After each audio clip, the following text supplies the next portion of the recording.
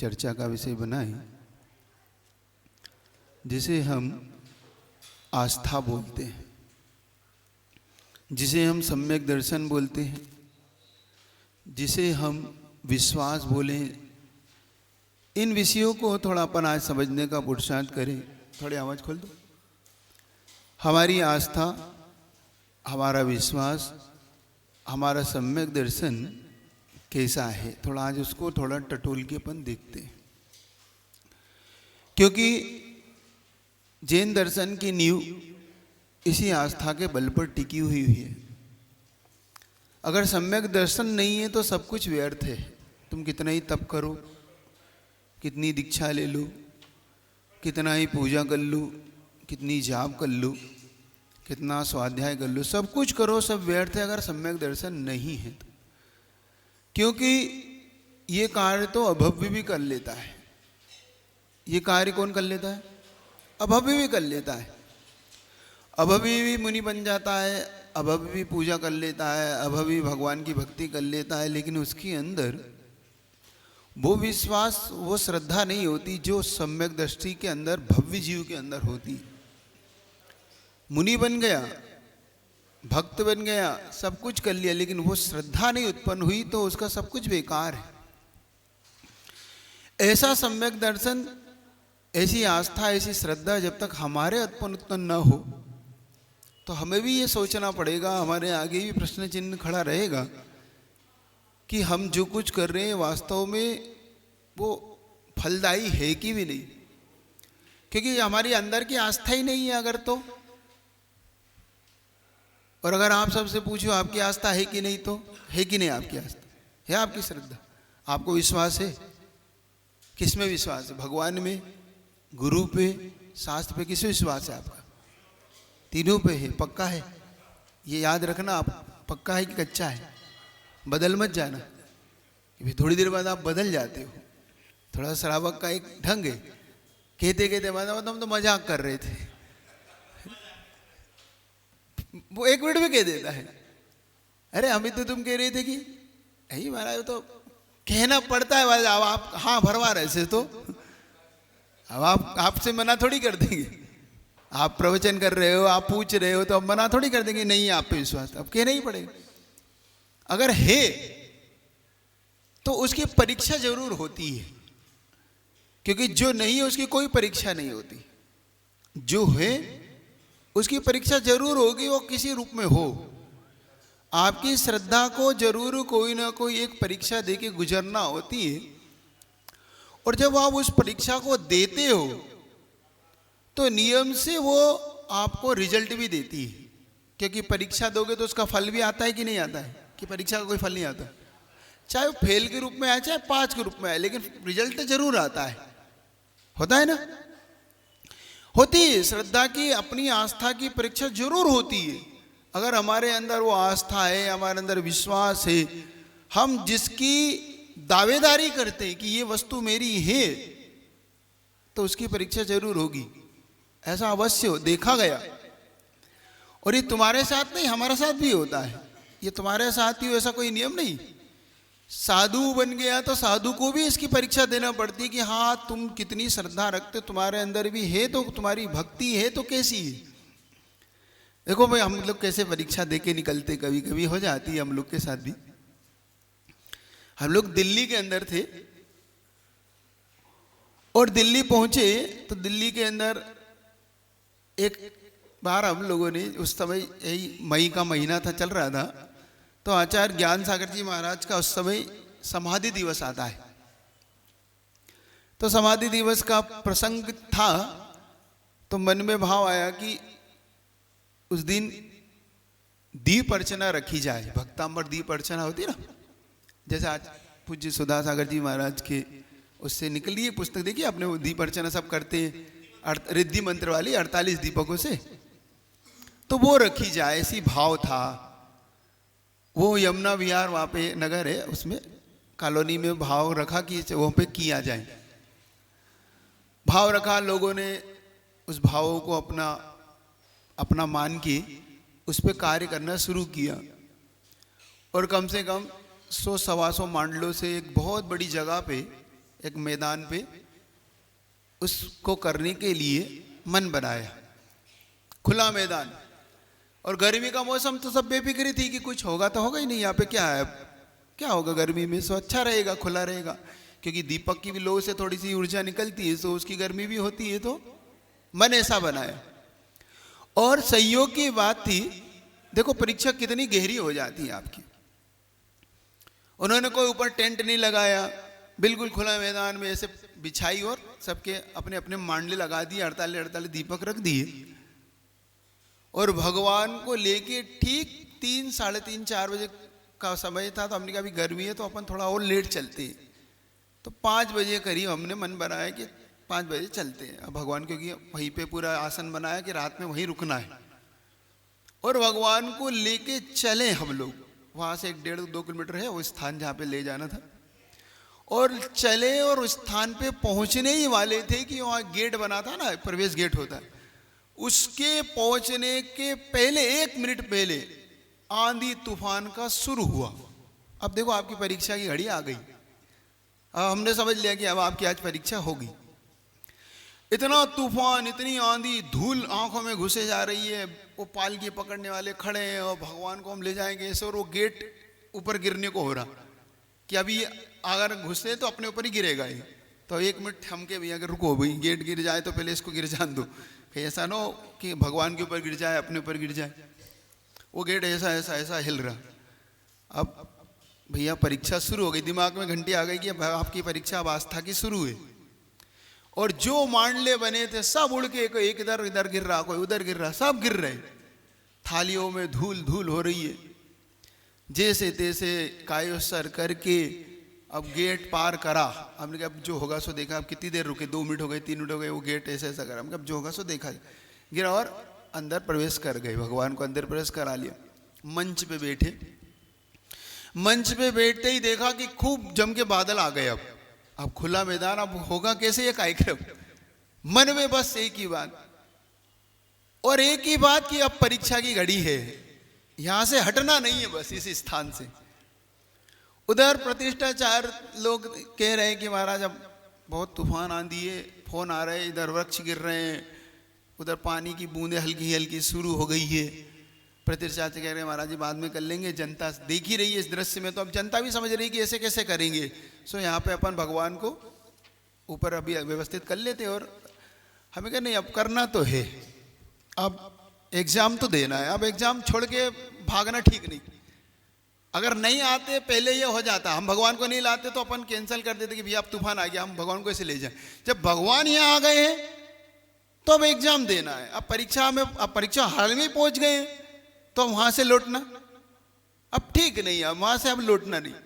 और एग्जाम देने का पूरा मन बना लिया, और एग्जाम देने का मन बना के बैठ गए।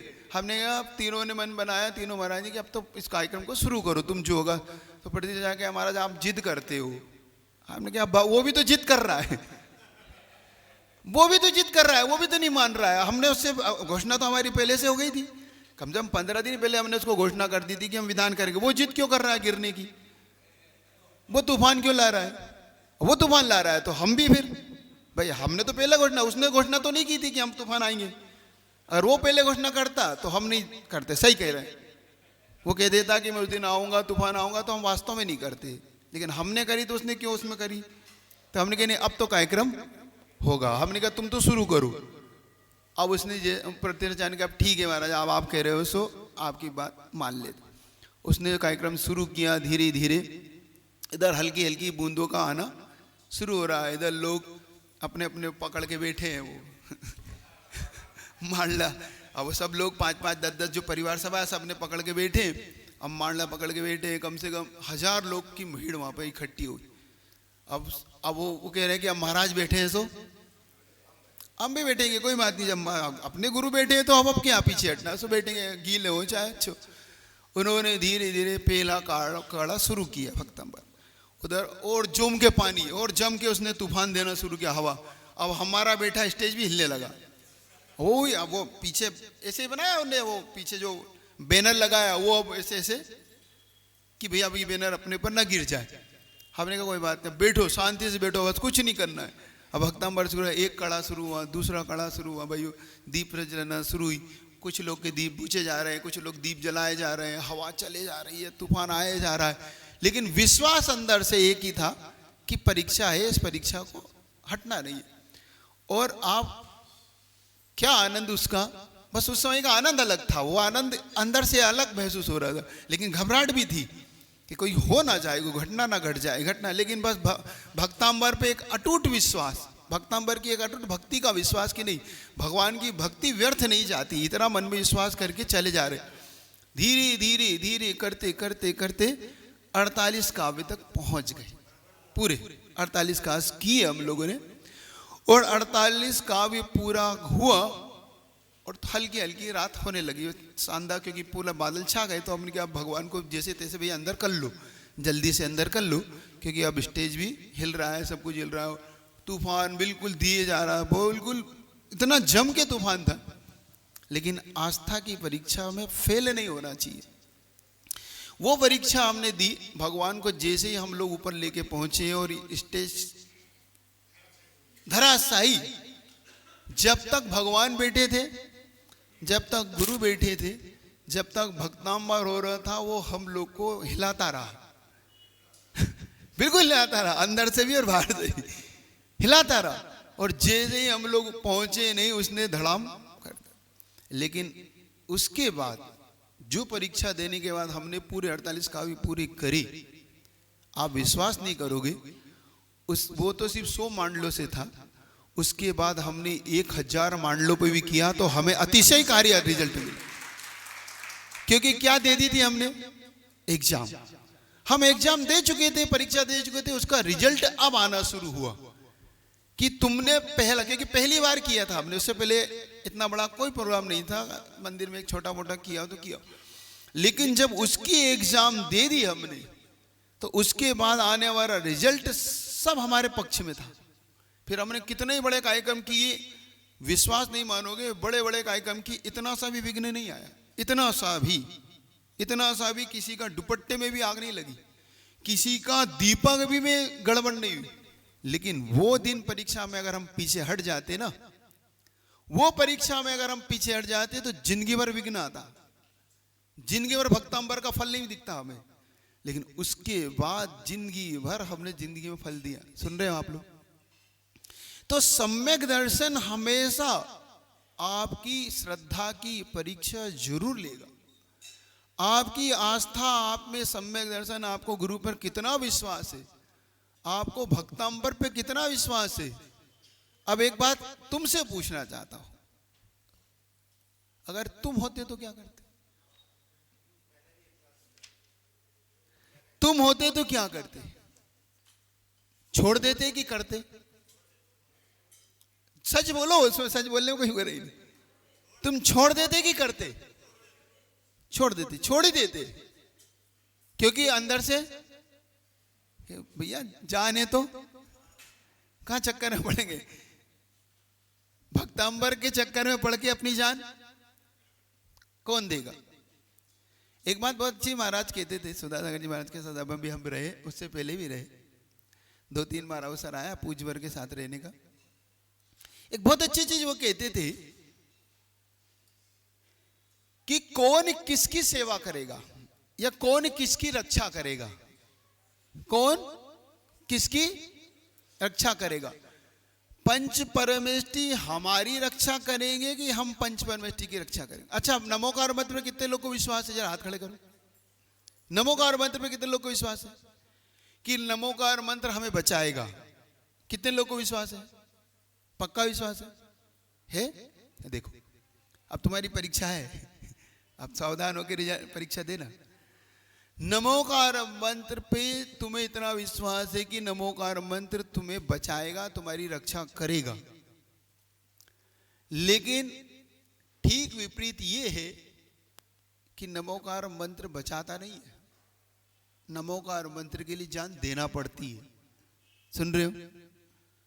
नमोकार मंत्र तुम्हें बचाता नहीं है, नमोकार मंत्र के लिए जान देना पड़ती है। देने को कितने लोग तैयार हैं? अभी तक तो बचाने की बात थी संभल के हाथ खड़ा करना, संभल के हाथ खड़े करना जरा।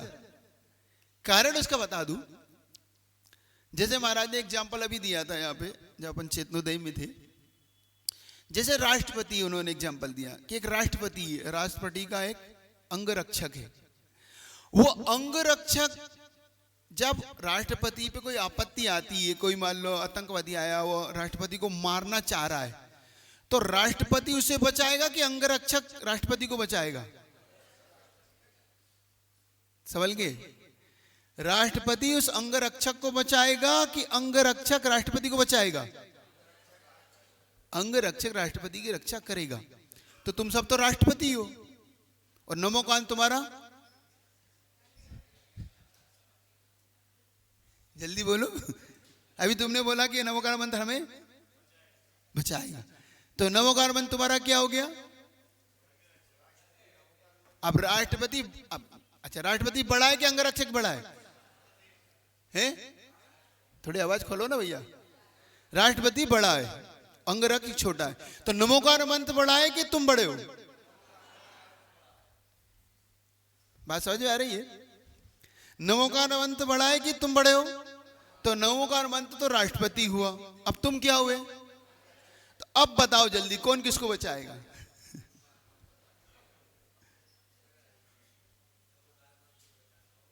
नवकार मंत्र तुम्हें बचाएगा कि तुम नवकार मंत्र को बचाओगे? अब कौन किसके लिए जान देगा? अच्छा, मुझे तुम बचाओगे कि मैं तुम्हारे लिए जान दूंगा? तुम मेरे लिए तुम जान दोगे कि मैं तुम्हारे लिए जान दूंगा? पीछे चलो, इसका फैसला कर लो।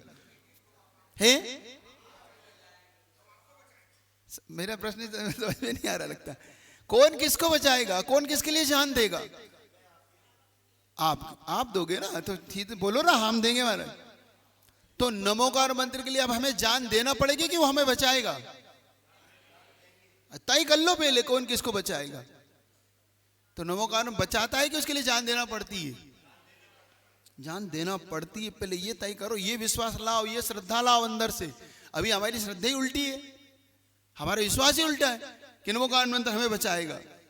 नमोकार मंत्र हमें नहीं बचाएगा, हमें नमोकार मंत्र के लिए जान, ये पहले तो ये हमारी श्रद्धा में ये पहले सुधार आ जाए, तब हमारी आगे की श्रद्धा व्यवस्थित होगी। अभी हमारी श्रद्धा ही उल्टी है, और उल्टी विपरीत श्रद्धा को क्या बोलते हो? उल्टी श्रद्धा को क्या बोलते हो? हाँ बस, तो सम्यक दृष्टि होगी। तुम सब सम्यक दृष्टि हो। अभी आप सबने कहा ना हम लोग क्या है, हो ना सब, बोलो ना। जब तक आप अपनी परीक्षा नहीं दोगे, और देखो जो व्यक्ति इस परीक्षा को देगा, नमोकार मंत्र के लिए जान देगा, क्या बड़ा आदमी किसी को मरने देता है? जैसे पिता के लिए पुत्र अपनी जान भी देने को लगे, तो पिता क्या मरने देगा अपने पुत्र को? इतना तो विश्वास रखो, अपने पिता पे इतना विश्वास रखो कि मैं अगर उसके लिए जान देने को तैयार हूं तो मुझे ऐसे नहीं मरने देगा। तो इतना तो विश्वास रखो कि नमोकार मंत्र के लिए जान दूंगा तो मुझे मर नहीं देगा, मुझे बचाएगा। अब विश्वास रखो, अब विश्वास ये लाओ पहले अंदर से, ये श्रद्धा लाओ गाड़ी, ये विश्वास लाओगे तब आपकी आस्था सम्यक दर्शन में ढलेगी। तब आपका विश्वास, आपके जो 8 अंग हैं, तब आप कह पाओगे कि मैं सच्चा सम्यक दृष्टि हूं। अंजन चोर को सब जानते हो तुम लोग। अब ये बताओ, अंजन चोर ने नमोकार मंत्र के लिए जान दी थी कि नमोकार मंत्र अंजन चोर को बचाया था? अब मैं तुम्हें एग्जांपल आगम का ही दे रहा हूं, अभी अगर समझ में नहीं आ रहा। अंजन चोर ने जान दी थी कि नमोकार मंत्र से बचाया था? जान दी थी, नमोकार मंत्र के लिए अपनी जान लगा दी थी। उसे नहीं पता, उसे कुछ भी नहीं पता, और नमोकार मंत्र के लिए भी नहीं लगाई। सुनो, उसने सेठ जी के लिए लगा दी। सेठ जी की बात पे लगा दी कि सेठ जी ने कहा है सो बिल्कुल ठीक है, सेठ जी ने कही है। नमोकार मंत्र आता था? आता ही नहीं था। अंजन चोर को नमोकार मंत्र नहीं आता था, उसे ये नहीं जानता था पता पंचवनुष्टि क्या है। उस तो ये जानता था कि उन सेठ जी ने कहा है सो मैं तो अपनी जान। तुम लोगों को, कितने लोगों को विश्वास है कि इन महाराज ने कहा है सो? देखो, चोर को तो विश्वास है, तुम सब साहूकार हो, तुम तो साहूकार हो। उस चोर को विश्वास है सेठ जी पे, तुम्हें अपने गुरु पे विश्वास है? तुम्हें अपने गुरु पे लगता है विश्वास है कि जो वो कह रहे हैं, जो तुम्हें कहा गया, यहां से जो तुम्हें निर्देश दिए गए, वो वैसे ही होंगे कि नहीं होंगे? एक बात आपसे कही थी कि 14 तारीख को दुकान बंद रखना। अब मुझे नहीं पता तुम लोगों ने कितने लोगों ने रखी, लेकिन लोगों का ऐसा कहना है कि 99% दुकान बंद थी जेएनयू की। उसके साथ मैंने एक चीज और कही थी कि 14 तारीख की बंद करने के बाद 15 तारीख का रिजल्ट देखना, यह भी मैंने कहा था। मुझे कल खुशी हुई एक बात की। कल व्यक्ति आए कि महाराज आपने जो कहा था, मैंने 14 तारीख को दुकान बंद की, लेकिन 15 तारीख को मैंने दुगनी बिजनेस किया, उससे दुगना बिजनेस किया मैंने 14 की 15 की, क्योंकि मुझे विश्वास था कि मैंने अपने गुरु पे विश्वास रख के बंद की थी, तो मेरा कुछ भी नहीं बिगड़ेगा। 14 तारीख का जरूर मुझे लगता है कि एक दिन का घाटा, लेकिन 15 तारीख को मैंने महसूस किया कि 14 का भी कवर हुआ, 15 का और 16-17 का भी मेरा कवर है। ये उसका विश्वास था। अब मुझे नहीं मालूम कि तुम लोगों में से कितने तुम बताते नहीं हो, क्योंकि मैंने देखा तुम घाटा तो बताते हो, जब तुम्हें घाटा लग जाए ना तो तुम जैसे दौड़ते हुए आते हो, महाराज जी बहुत घाटा लग रहा है, महाराज जी बहुत दुकान में ऐसा हो रहा है, बस आशीर्वाद दो। और मुनाफा हो जाए सो। ये आज तक मेरे जिंदगी में आज आचार्य के साथ रहते रहते दीक्षा हुए 18-20 साल हो रहे को आ रहे हैं, कभी एक व्यक्ति ने आया जिसने ये कहा कि महाराज जी इस साल तो बहुत मुनाफा है। घाटे वाले तो बहुत आते। अच्छा आप में से एक आदि बता दो, चलो मेरे पास नहीं आए, आप में किसी के पास गए जब आपने किसी गुरु को बताया कि महाराज इस साल तो बहुत मुनाफा हुआ, घाटे के लिए तो आप गए कि नहीं गए? बोल नहीं रहे आप लोग, आप सुनने क्यों हो जाते हो? हैं? आपकी बात छोड़ दो, आप परम सम्यक दृष्टि हो, आपकी चर्चा नहीं कर रहा हूं मैं, उन व्यवहारिक सम्यक दृष्टियों की चर्चा कर रहा हूं जो अपने गुरु से अपने दिल की बात सब बताते हैं। आपकी तो आप आध्यात्मिक लोग हो। नहीं अभी आपकी बात नहीं कर रहा हूं मैं, अब जनता से पूछ रहा हूं कि भाई तुम लोग गए कि मेरे पास तो बहुत आए, मैं तो उनका नाम नहीं खोल रहा, मेरे पास तो आते, क्योंकि उन्हें विश्वास है कि मेरे गुरु को अगर मैं अपनी दिल की बात बता दूंगा तो मेरी समस्या का समाधान हो जाएगा, चाहे गुरु कुछ कहे चाहे नहीं करे, बताने मात्र से मेरी समस्या का समाधान हो जाएगा। ऐसे कई लोग, उन्हें मैं कुछ नहीं कहता, महाराज भी कुछ ना कहे, हम कुछ ना कहा, लेकिन उसको ऐसा लगता है कि मेरे दिल की आवाज मेरे गुरु तक पहुंच गई तो मेरी समस्या का समाधान अपने आप इनके दिल से निकल जाएगा, और इनके मन से कोई समाधान निकल जाएगा तो मेरी समस्या वहीं समाप्त हो जाएगी, मेरा समाधान मेरे हाथ में होगा। उसे अंदर से विश्वास है। तो आपको विश्वास है कि नहीं? आपकी श्रद्धा इतनी आस्था गाढ़ है कि नहीं? और नहीं हो तो बनाना, क्योंकि जब आपसे कहा गया कि देखो हेल्प करो, मदद करो, तुम अपने भाइयों को उठाओ, महावीर जयंती पे जब महाराज ने आपसे कहा कि जैन समाज, दिगंबर जैन समाज कटनी, उन लोगों के लिए विचार बनाए, उन लोगों के लिए विचार सोचिए जो आपके अपने हैं। अभी किसी बाहर की चर्चा नहीं की, जो आपके अपने, जो आपके समस्याओं में, आपके संकट में, इस समय कोई रोग से जूझ रहा है, कोई अपने व्यापार से जूझ रहा है, कोरोना काल में कितने लोग को ऐसा लगता है कि हमारे ऐसे करने से हम उसकी मदद नहीं कर रहे, हमारी अपनी मदद कर रहे हैं। कितने लोग को लगता है ऐसा? आप लोगों में से कितने लोग को लगता है कि जब हम किसी की मदद करते हैं तो हम मदद नहीं कर रहे होते, हमारी वो मदद कर रहा होता है अपोज में? आपको लगता है? लगता है आपको? और नहीं लगता हो तो आप अपनी श्रद्धा को ऐसी बनाना कि हम किसी की मदद नहीं कर रहे हैं। गुरु ने अगर हमसे कहा है और गुरु ने हमें कोई काम सौंपा है तो ये तय है कि इसके बदले में गुरु हमारी दूरदृष्टि, हमारा भविष्य सुंदर बनाने की कल्पना उनके मन में छा गई, हमारा भविष्य अच्छा बनने की उनके दिमाग में बात आ गई है।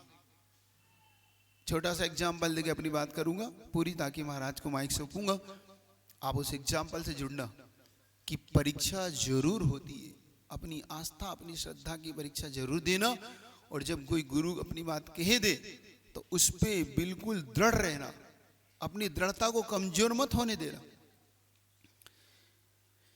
एक बार क्या हुआ, एक डॉक्टर अपने अस्पताल में बैठा हुआ था और अस्पताल में बैठा था तो अचानक मरीज एम्बुलेंस से लाया गया, बिल्कुल चोटग्रस्त, बहुत चोटग्रस्त था, सिर फटा हुआ था, खून बह रहा था। उस डॉक्टर ने उस व्यक्ति को देखा और तुरंत अपने स्टाफ से कहा कि इसको तुरंत भर्ती करो और इसकी किसी भी कीमत पे इसकी जान बचाना चाहिए, इस मरीज को मरने नहीं देना है, और चाहे तुम्हें कहीं से डॉक्टर बुलाना पड़े, कहीं से दवाई बुलाना पड़े, कितनी कीमती दवाई बुलाना पड़े, इस व्यक्ति को मरने नहीं देना, इस व्यक्ति की जान किसी भी हालत में हमें बचाना है, कुछ भी हो जाए। और एक बात और उसने कही इसके साथ कि इस मरीज से 1 रुपया का भी बिल नहीं लेना है। क्या सुन रहे हो? इस मरीज से हमें 1 रुपये का भी बिल नहीं लेना।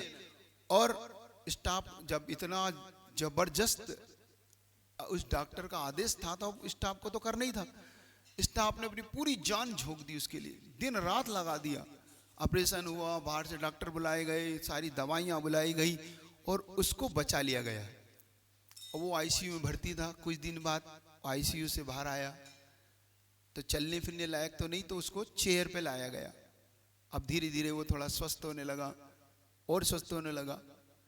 तो जैसे ही वो स्वस्थ हुआ तो उसने पूछा कि भाई अब मुझे छुट्टी कब मिलेगी, क्योंकि और थोड़े दिन आपको लगेंगे और आप पैर पे चलने लगोगे, आप स्वस्थ हो जाओगे। तो उसने एक बात कही कि फिर मेरा बिल, मेरा जो कुछ है मैं आपका पे करवा देता हूँ, आप मेरे घर फ़ोन लगा दो, क्योंकि उस समय तो मेरे को लाएगा तो कोई पहचानता तो था नहीं, तो मेरी ऐसी ऐसी है, आप यहाँ पर फ़ोन लगा दो, ये आपका बिल पे कर देंगे। उसने कहा नहीं आपको बिल पे नहीं करना है, हमारे डॉक्टर साहब ने कहा है कि इससे कोई पैसा नहीं लेना। तो उसको लगा कि ऐसा क्यों, मैं इससे पैसे क्यों नहीं लेना। तो उन्होंने कहा मैं आप उनसे मिलना चाहता हूँ। तो स्टाफ डॉक्टर के पास पहुंचा और डॉक्टर साहब से कहने लगा कि वो मरीज अब ठीक है और अब चेयर पे। तो उनको बड़ी खुशी हुई कि अच्छा वो जल्दी मैं उनसे मिलना चाहता हूँ, उनको लेके आओ मेरे पास। मरीज को लेके आया गया। मरीज को उन्हें देखा, उन्हें पूछा, हालचाल पूछा, स्वस्थ थे। तो मरीज ने अपना प्रश्न किया कि आप मुझसे बिल क्यों नहीं लेते। तो डॉक्टर ने कहा तुम शायद मुझे पहचान नहीं पाए, तुम मुझे पहचान नहीं पाए। आज से 4 साल 5 साल पहले को याद करो, जो अंधेरी रात बीच जंगलों में मैं अपनी कार खराब होने के कारण खड़ा हुआ था और मेरा पूरा परिवार उस कार में था, पूरा इंजन खराब था और मैं सोच रहा था कि अब आधी रात में कहाँ जाऊं। और उसी रात तुम मोटरसाइकिल से निकल रहे थे, मैंने तुम्हें हाथ दिया और हाथ दिया तो तुमने गाड़ी अपनी मोटरसाइकिल रोकी और तुम इंजीनियर जानते हो, क्लिनिक हो इसके पूरा जानते हो। मैंने पूछा कि मेरी गाड़ी खराब है, तो तुमने बिना कहे अपनी उस गाड़ी को ठीक कर दिया। और जब मैंने तुमसे पैसा दिया, मैंने जब तुम्हें पैसा देना चाहा तो तुमने कहा, एक बात कही, बहुत अच्छी बात उसने कही, तो उस बात से मैं प्रेरित हूं। तुमने बात कही थी कि जब कोई मुसीबत में होता है तो मैं उससे पैसे नहीं लेता। जब मैं मुसीबत में किसी की मदद करता हूं तो मैं उससे पैसे नहीं लेता, क्योंकि मेरा हिसाब ऊपर वाला रखता है। क्योंकि ये हिसाब मेरा कौन रखता है? ये मेरा हिसाब ऊपर वाला रखता है, इसलिए मैं किसी से पैसा नहीं लेता और तुमने उस पैसे को नहीं लिया। आज जब मेरे यहां लाए गए तो मैंने तुम्हें पहचान लिया कि तुम वही हो जिसने मुझे आधी रात में मदद करी। तुम चाहते तो मुझे छोड़ सकते थे, निकल जाते आगे। तुम चाहते तो उस दिन मुझसे दुगना पैसा ले लेते, और अगर तुम मेरी मदद नहीं करती तो हो सकता था जंगल में हमें लूट लिया जाता, हमें और कोई परेशानी खड़ी हो जाती, हमारे साथ कुछ भी हो सकता था। लेकिन मैं उस ऊपर वाले को जिसको तुम मानते हो, देखना डॉक्टर ने क्या बोला, लेकिन तुम जिस ऊपर वाले को मानते हो, मैं उस ऊपर वाले का आज शुक्रगुजार हूं कि जिसने मुझे तुम्हारा ये कर्जा उतारने का मौका मुझे दिया, मुझे अवसर दिया, इसी जीवन में मुझे अवसर दिया जिसने तुम्हारा हिसाब रख रखा था। सुन रहे हो? सुन रहे हो आप लोग? जिसने तुम्हारा हिसाब रख रखा था।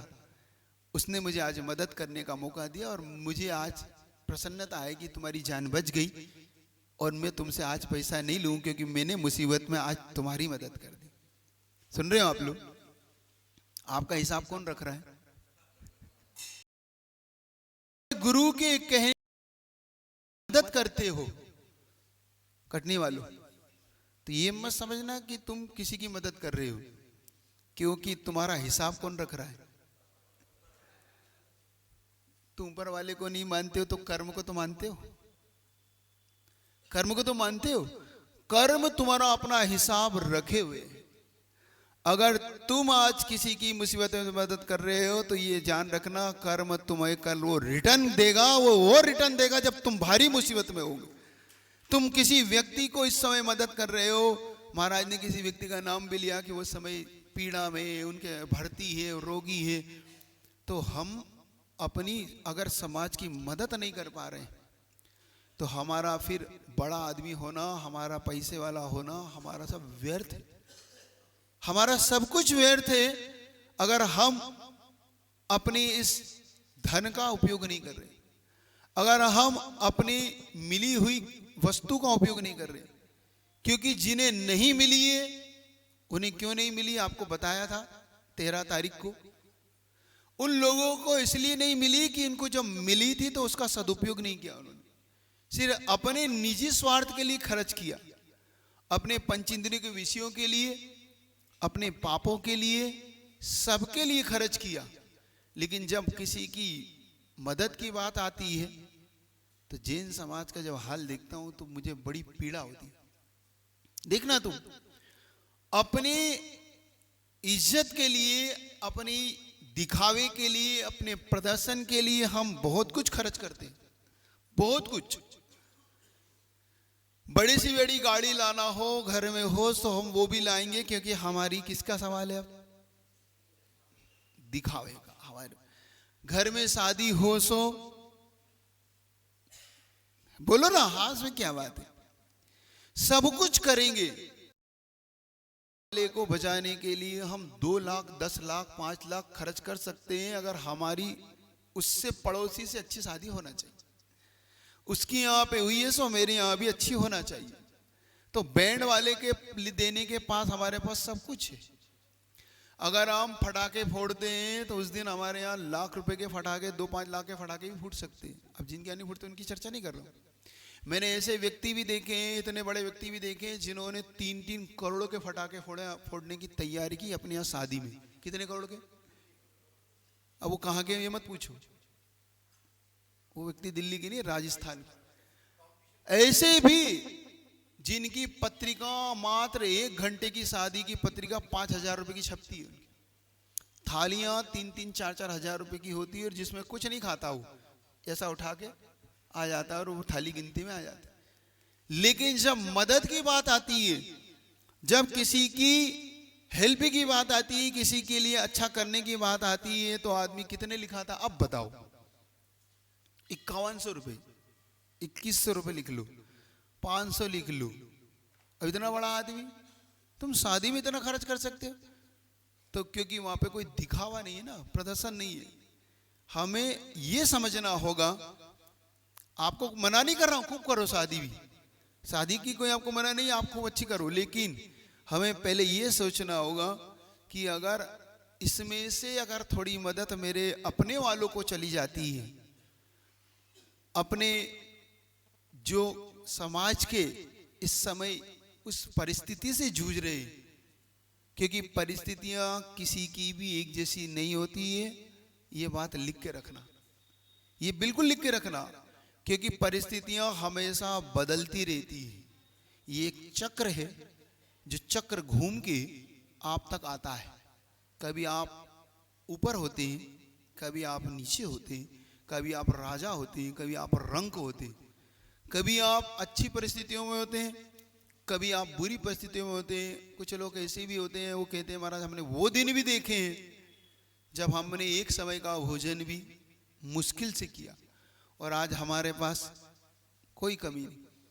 हमारे पास वो व्यक्ति भी मिले जो कहते थे महाराज हमने कभी वो दिन भी देखा कि ऐसे लगी रहती थी थालियां और आज हम एक समय के भोजन को भी, जो बेर बीन खाते थे वो बेन बीन खाते हैं, जो बीन बीन खाते थे वे बेर बेर खाते, जो बेर बेर खाते थे वे बेर बीन खाते। समझ गए? दोहा समझ में आ गया? जो बार बार खाते थे आज उनके दिन इतने खराब हैं कि बेर बीन मतलब बेर को भी बीन बीन कर खा रहे हैं। और जो बेर बीन खाते थे, जो बेर को कभी खाते थे, आज बार बार। तो दिन बदलते हैं, चक्र बदलता है। अगर आपको अपने गुरु पर विश्वास है, लगता है आपको कि मेरा गुरु, क्योंकि अब आपकी परीक्षा की घड़ी है, ये किसकी घड़ी है? पहले ही कह दिया कि हर श्रद्धा आपकी, आस्था आपकी परीक्षा जरूर लेगी और आपको देना भी है, पीछे नहीं हटना है।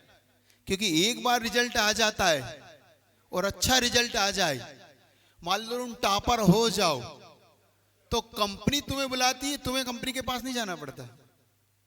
ये सही है कि गलत है?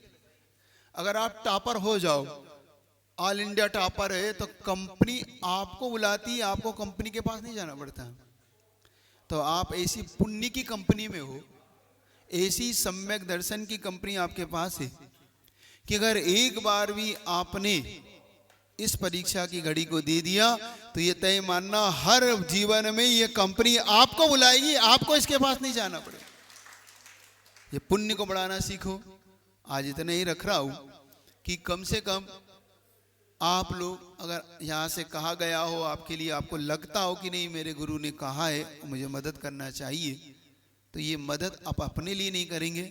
ये उदाहरण याद रखना कि जब हम किसी की मदद करते हैं मुसीबत में, तो अपने आप हमारा हिसाब कौन रख लेता है? इतना आप अपनी बात रखेंगे। दोपहर में